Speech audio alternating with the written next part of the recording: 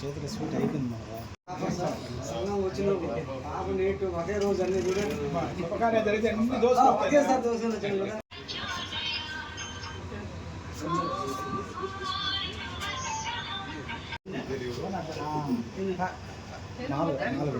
అంతే దిలీప్ నువ్వేరా మరి దిలీప్ నువ్వు కూడా పోండి మీరు ఫ్యామిలీ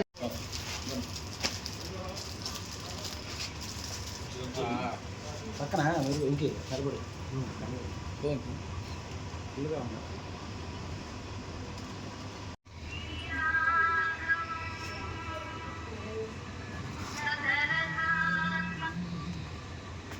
లేవన్నా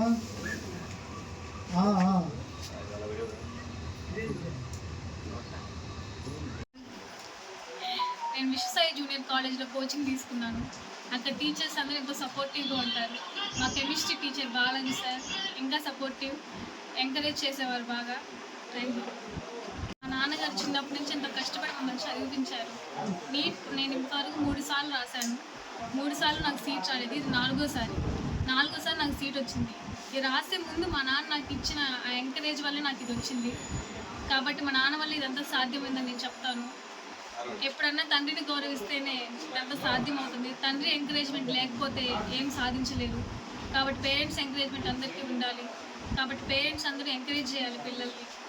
థ్యాంక్ యూ. నిన్న వచ్చిన దేశవ్యాప్త నీట్ ఫలితాల్లో ఒక 15,000 ర్యాంకు చిల్లర ర్యాంకు రావటం ఈ యొక్క సంఘం గ్రామానికే చాలా గర్వకారణం. ఈ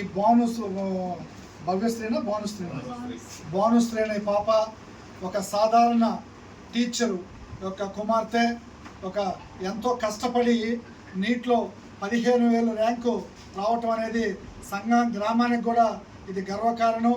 రాబోయే రోజుల్లో ఈ పాప ఎంఎస్ కూడా అదే పీజీ కూడా చేసి గ్రామానికి మంచి పేరు తేవాలని చెప్పి ఆశీర్వదిస్తూ సెలవు తీసుకుంటున్నాను.